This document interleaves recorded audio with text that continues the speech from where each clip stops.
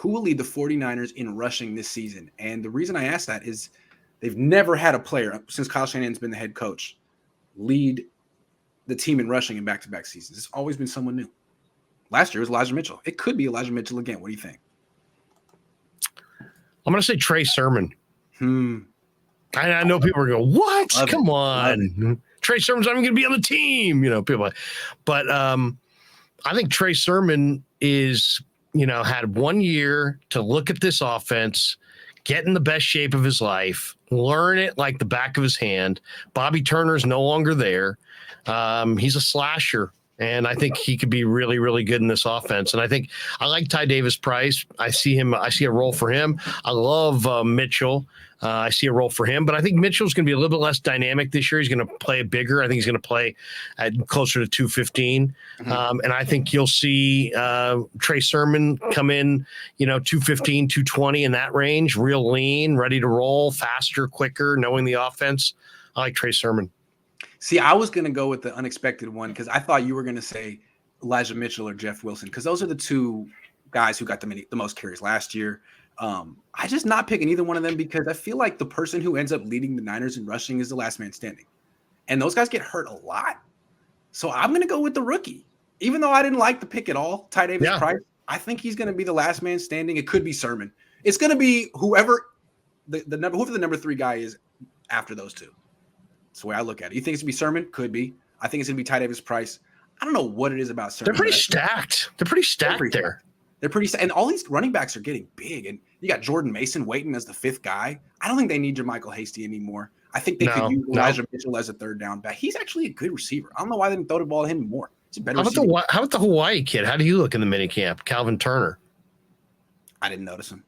There was a dude. Calvin Turner was a stud at Hawaii, and he's one of those guys that he, I don't know if he's dynamic NFL athlete, but he was incredible playmaker at Hawaii. I don't remember him, but it was just one practice. Another guy was this guy Kiki Chisholm from Missouri, big tall receiver from Missouri. He's like 6'6". That's another thing. I mean, we talk endlessly about Danny Gray. He runs 4.33. The season ended because you couldn't cover a 4.62 wide receiver in Cooper Kupp. So now you got to remember it's, 40 time means something, but in it doesn't mean everything. Chisholm looks like a big possession receiver. I don't know if he's going to be better be able to make contested catches because he can't escape anybody. But that, I'm eager to see what he looks like this summer. He was just going up against rookies in the Niners secondary in 7-on-7, but all 3 of his catches were explosive plays. He had a 20-yard catch down the right sideline where it was a back shoulder fade where he stopped, jumped, and made the whole twisting catch. That's impressive. And then he had 2 on Diggs where he caught the ball and accelerated away from the DB. I was impressed. No, I don't know. I mean, they didn't even sign him. He's not even on the team. Maybe that says more about what the Niners DBs and Danny Gray and what Danny Gray. Maybe it also may be a statement. I mean, look at some of these picks.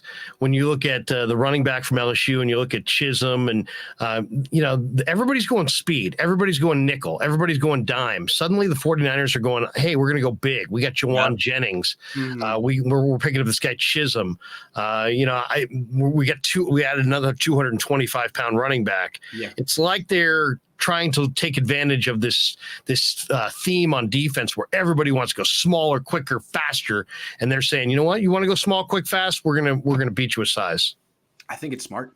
Jay says respect where respect is due. Larry is fully engaged in bringing it today. Last week was a rough day for them, but the man has fully bounced back. What about? That's harsh, Jay. That was a real backhanded compliment, but thanks. I thought Larry was great last week. I don't know. You're good today. Russ says, saw Grant on KTVU yesterday. Kotai looked pro. The blue jeans look punk. Okay. All right. In my defense, what did you go? What did you go with on the KTVU? I went with suit and tie up top, and I had Levi's on the bottom. I thought we'd be at a desk sitting down. Every time I've been on KTVU, we've been at a desk sitting down. They had us at this. It was upstairs with Sal Castaneda. It was Sal Castaneda. Sal Castaneda. It wasn't even sports, and we were standing up. I was like, oh no. So that was my fault. I just expect. I was going to go with shorts. You could have gone shorts. I was going to go with shorts. Mark, next time you go suit and tie up top and go flip flops. That would be the look. Dark Halo says Jimmy Garoppolo and Kyle Shanahan have brain freeze in common. Brain frazzle. Don't we all? I get so frazzled sometimes. Writing on deadline, that is tough. I don't have to do that anymore because I don't work for a newspaper. But sometimes Oh my God. Basketball games would finish at 9:30. Your deadline would be 11. Try to get quotes. Good luck. Not fun. That's frazzle. That's harder than anything any sports athlete has to do. Just kidding. Sid Brown said, what? You probably heard Dad talk about that all those years. Oh my God. When he would Writing come on back deadline. after those nights, he'd be so worked up. Have to drink a couple glasses of wine, not a couple bottles, but you got to calm down somehow. That's a lot. That is the most adrenaline you could possibly get not playing a sport. It feels like a sport.